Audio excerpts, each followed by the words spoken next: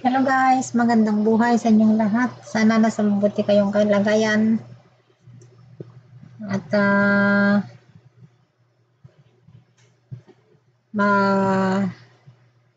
nasa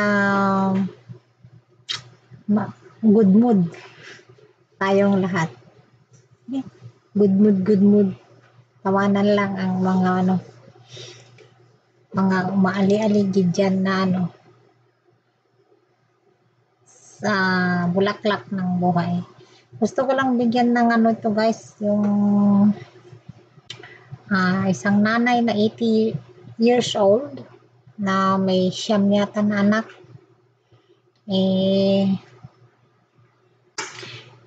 Wala yatang sa kanya, wala yatang kapisan o yung kasama niya sa bahay. Hindi niya kasama yung mga anak niya. Nakakalungkot man isipin, pero nangyayari yan sa atin. Kaya minsan napapaisip ako. Sabi ko baka ganyan din ako pag tanda ko, pag matanda na. Kaya panoorin natin guys yung upload ni Sir Tekram. Ewan ko kung saan bandang lugar ito. Kasi tingnan nyo yung araw. Ang tindi ng init sa atin talaga. Grabe as in. So tara, grabe yung kanila guys.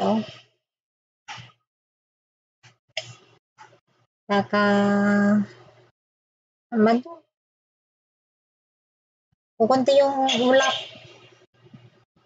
Hindi ko alam kung saan banda ito. Bundok. Kung sana to. Tirik na tirik yung araw. Biyahe sila. Meron silang na kan. Yan na si Tatay Freddy. Yung alam nyo na siguro yung kwento ng buhay ni Tatay Freddy. Grabe ang init, no? Ayan yung yan. Yung bundok. Bundok na naman, kalbo. Yan. Bicolana siya.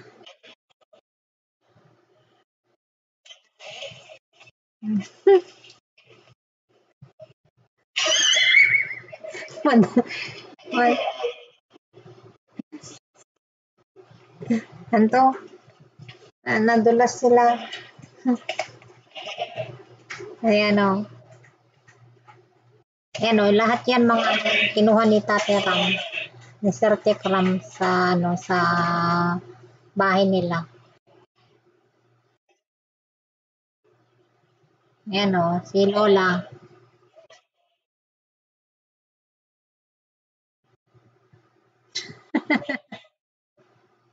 Ayan Albert, yan yung kasama nila. Ayan ayan. Ito na siya. Si Lola. Siyam pa. Siyam.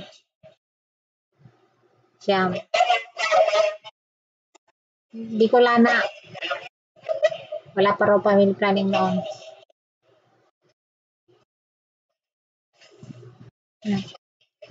May kanya-kanya ng pamilya. Kaya yun ang hirap pagka kasi ito yung masakit. Isang nanay kaya niyang alagaan ng 10 pababa, 10 pataas ang anak. Pero ang mga anak hindi kayang alagaan ang nanay. Kaya tatay. Sorry pero nangyayari.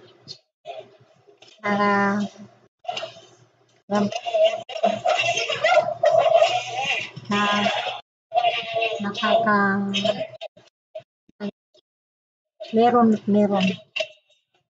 Tingnan mo yung higa niya. Tingnan mo yung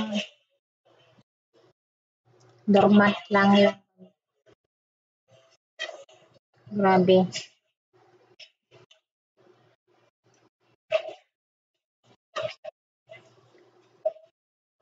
Hindi siya marunong magtagalog.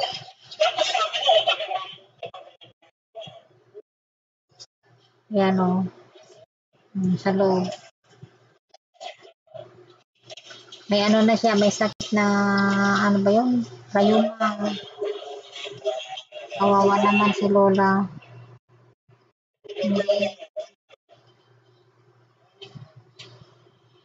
Yan na yung bahay niya. Yung ano tawag nito? Ano ba yung tarapal? Dati yun.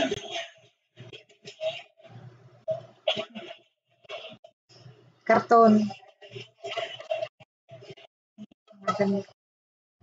Mga pinaglagyan niya lang ng damit. Grabe ano. Kunti na lang oh, grabe. Kukunti na lang oh, grabe. Ang inasahan lang niya yung pension sa senior citizen. Hindi naman kasi.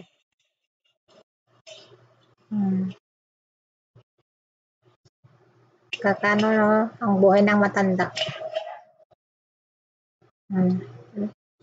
Nung araw pa daw nagtatrabaho siya.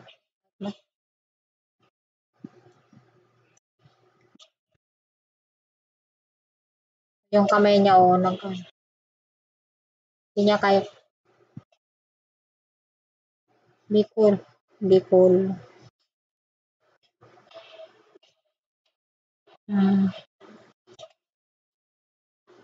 Kawawa no? Nagtatrabaho pa siya. Nagkakaingin daw siya.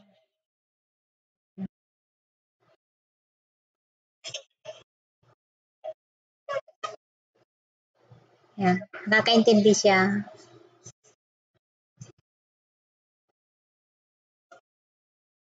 Kawawa naman ano. Hindi man lang bakit kaya siguro meron naman sigurong gustong anak na kukuha pero siguro sa hirap ng buhay siyempre hindi na kayanin na gustusan kaya siguro kanya na lang pero nakakaawa talaga.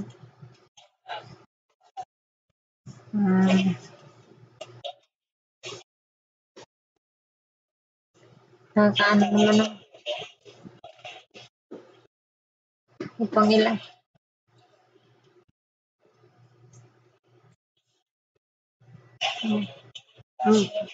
May 10 kilong bigas pa.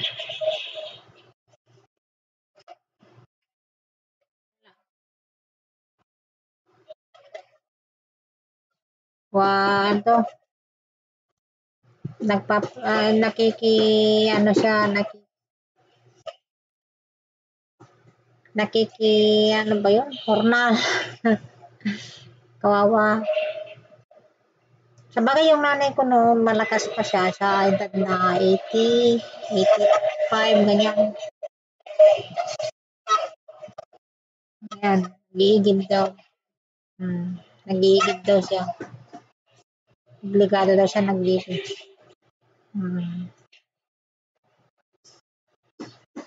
Ano to? Ibig sabihin, kahit hindi na niya kaya siguro. Yan o, may dala na sila. Ano, yung iiyak na siya.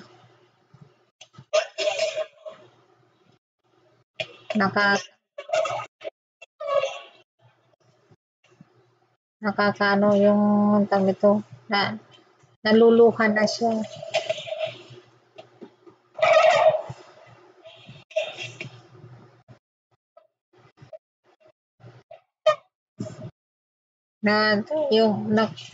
Nakakaano dito ko na ano yung nanay ko na dito ko na kasi ang ano nang na isang ina na naalagaan niya yung kanyang mga anak pero nung matanda na parang init sa pwera na ang sakit ano meron siyang sama ng loob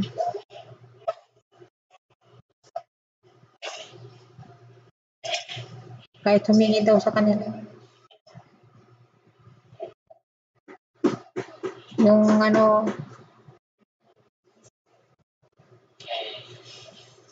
pagka lumapit daw siya sa kanila, sa kanyang mga anak, magagalit sila. Grabe. Nakakano, no? Yung, anong tawag doon? Yung linulunok mo na lang yung luha mo. Yung sama ng loob mo, umiyak ka na lang. Nakakaano, guys. Hindi man lang, ano, parang hindi nangyayari pero nangyayari. Bakit kaya merong gano'n na mga hindi, anak, kayang tiisin ang magulang. Pero ang magulang, hindi kayang tiisin ang mga anak. So, sana makapulot tayo ng aral, guys. Dahil, ang mga taong marunong lumingon sa pinanggalingan ay makakarating sa paroroonan. Sana mahalin ninyo ang inyong mga magulang.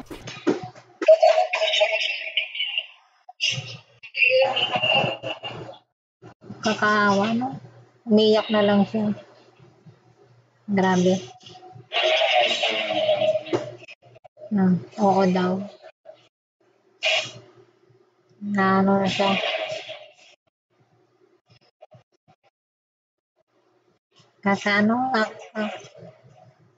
Nakakasakit sa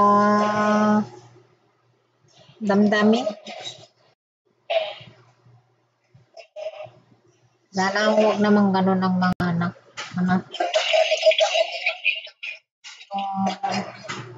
Pag matanda ng kanilang mga magulang, dapat isakripisyo din nila.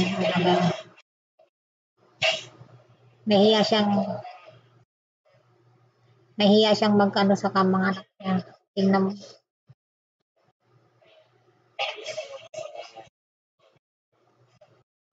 Gusto niya na makasama.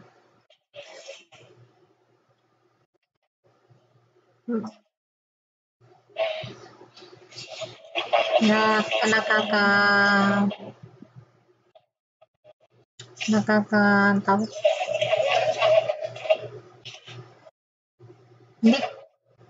Hindi ko man gaano maintindihan, pero may sakit na siya. Sana gusto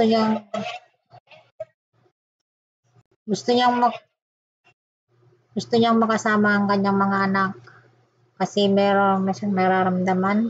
Sana ipadaman din nila ang kanilang pagmamahal bilang mga anak bago man lang siya sana manaw. Malakas pa yan si Lola kasi 80. Kaya samantalang yung nanay ko noon 85, nakakapag pa siya, 86, ganyan, maano pa siya nung kwan lang talaga siya, nung nagkasakit na siya, 90, ganyan. Kasi 93 siya more than 93 siya. Kaya, kayong may mga magulang dyan, lubos-lubosin nyo na ang pagmamahal nyo sa kanila. Dahil napakahirap, walang magulang. Promise, ibang-iba. Kaya hanggang dito na lang, guys. Maraming salamat sa inyong lahat. Sana huwag niyong ipagtaboy ang inyong mga magulang. Magsisi na kayo pag sila wala na. Pero huli na ang lahat. Bye-bye.